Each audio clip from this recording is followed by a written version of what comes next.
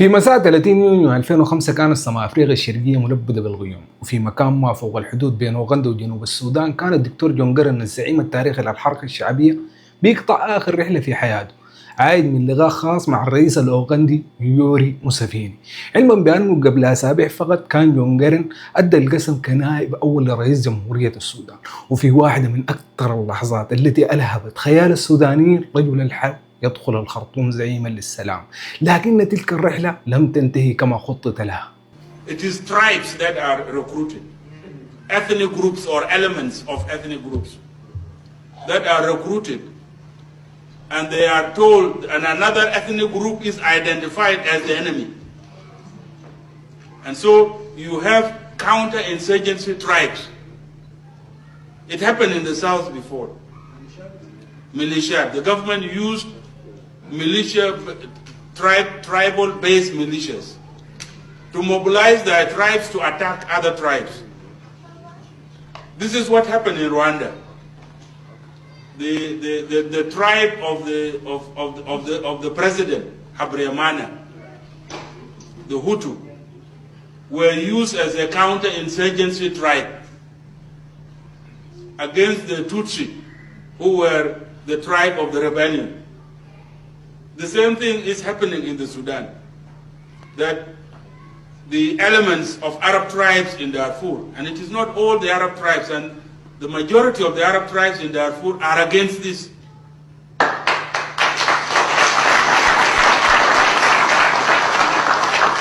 But government uses elements of them, just as they used them in the south.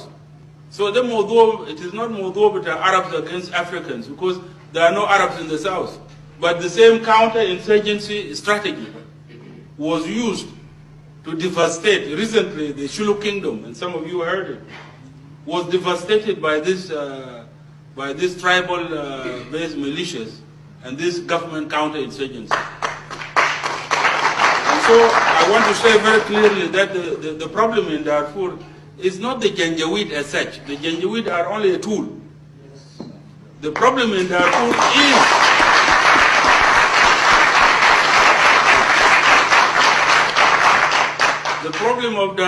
is the government counter-insurgency strategy. It should not happen. No government should be allowed to use tribes against tribes in order to remain in power.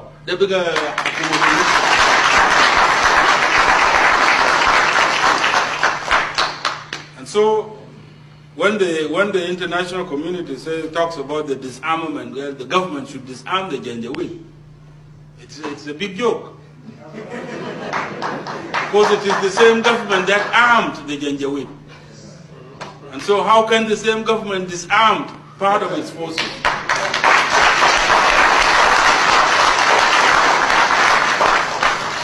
دكتور جون جيرن ما كان مجرد غاية حركة تمرد، ده كان مفكر وخريج جامعة أيوة الأمريكية وضابط تلقى تدريبا عسكريا في أمريكا، وصاحب رؤية سياسية اسم السودان الجديد، بلد بلا تميز عرقي أو ديني تعاد فيه كتابة قواعد اللعب. بعد توقيع اتفاقية السلام الشامل في نيفاشا أصبح جيرن شريكا أساسيا في الحكم ونائبا للرئيس عمر البشير، وكانت الخرطوم تستعد لمرحلة مختلفة، وتجعل وجود جون جيرن حساسا للغاية داخليا وإقليميا. في يوم 30 يوليو قرر جون جيرن السفر إلى مزرعة موسيفيني في ريكوتورا جنوب غربي أوغندا. الرحلة كانت غير رسمية، والعودة تمت عبر مروحية رئاسية أوغندية من طراز MI 172، لكن كانت في مشاكل في الرحلة دي، زي إنه الطقس كان سيء جدا والطيار ما مشى بالطريق المحتاج، وأجهزة الملاحة كانت ضعيفة، والمنطقة جبلية وكثيفة الغابات، وعند دخول الليل اختفت الطائرة، وبعد ساعات أعلنت الحكومة الأوغندية إنه المروحية تحطمت في جبال إيماتونغ داخل جنوب السودان. الرواية الرسمية بتقول إنه سوء الأحوال الجوية زائد خط سير خاطئ أدى لتحطم الطائرة، لكن ظهرت أسئلة كبيرة: لماذا لم تبلغ الخرطوم بالرحلة؟ خاصة وإنه الرجل نائب أول للرئيس. لماذا وافق قرن على السفر في الليل بتخصيصه؟ لماذا غير الطيار مساره المعتاد؟ ولماذا تأخر الإعلان عن الحادث؟ هذه الأسئلة خلقت نظريات متعددة. من أول النظريات دي اللي هي نظرية الاغتيال السياسي، بيقول أصحابها إنه أطراف داخلية أو إقليمية رأت إنه صعود جون قرن بيهدد مصالحها. النظرية الثانية نظرية التصادم مع الجبل، وهي التي أكدتها لجان التحقيق الدولية، وقالت إنه الطقس والظلام كانوا السبب الرئيسي. التحقيقات ما ثبتت أي عمل تخريبي، لكنها برضو ما استطاعت تغلق باب الشك تماما. عندما أعلنت وفاة جون قرن انفجرت الخرطوم وجوبا وبقية المدن. اندلعت أعمال عنف استمرت لأكثر من 3 أيام، قتل فيها أكثر من 100 شخص، وبدأت البلاد وكأنها على حافة حرب جديدة. كان موت قرن أكبر صدمة سياسية منذ عقود. بعد رحيل جون قرن تولى الباقر قيادة الحركة الشعبية، لكن كثيرين كانوا شايفين أن غياب قرن كان نقطة مفصلية في انفصال جنوب السودان ولاحقا انقسام الحركة الشعبية وتغيير موازين القوى في المنطقة كلها، لأنه جون قرن كان بيملك مشروع سياسي مختلف، ولو بقى عايش كان شكل السودان والمنطقة كلها حيكون مختلف. الخلاصة وفاة جون قرن ما مجرد حادث طيران، لكن لحظة غيرت تاريخ السودان وأعادت تشكيل السياسة في القرن الأفريقي. التحقيقات قالت حادث، والشارع قال اغتيال، والتاريخ قال غياب رجل واحد قد يغير مصير أمة. This is the fundamental problem of the Sudan. It is not the problem with Darfur, or the problem with Juba Nuba, or the problem with Bija, or the problem with Nubians in the far north, or the problem with Al-Masakin في Umbadda or في Umdurman. It is a problem of governance in Khartoum itself. من سنة 55 لكاد 72 هنا في الحرب. Some of us were born in war, grew up in war, went to school in war, and grew gray hair in war. عجزنا في الحرب. نحن كلنا سودانيين.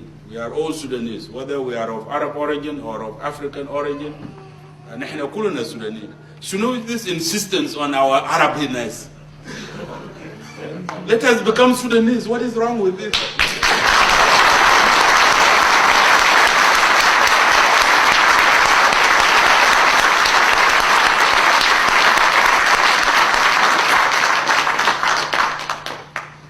That at all does not mean that we will drop our Arab cultural heritage, because it is a major contribution to Sudanese culture and to the Sudanese identity.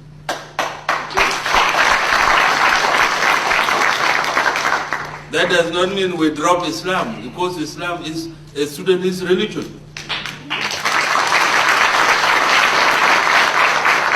Let us first and foremost accept ourselves as Sudanese.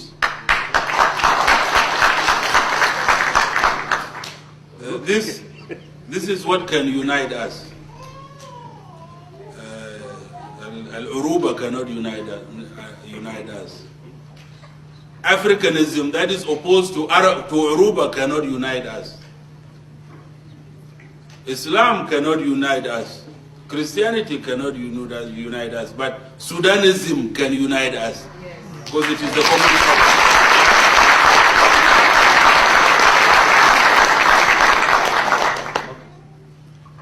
Let us also drop these crazy ideas that we must all be Arabs. Even God will not accept this. It is this same God that made the Arabs, that made the Nuba, that made the Fur, that made the Dinka, that made the Nubians, that made the Bija, that made the Shuluk, that made all the 500 different ethnic groups in the Sudan. And who is this to amend God's creation? Amendment. This person. Zola al amendment, I would say is against God.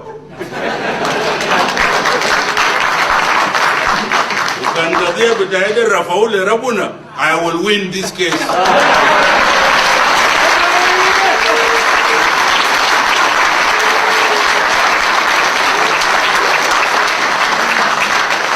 والله العظيم.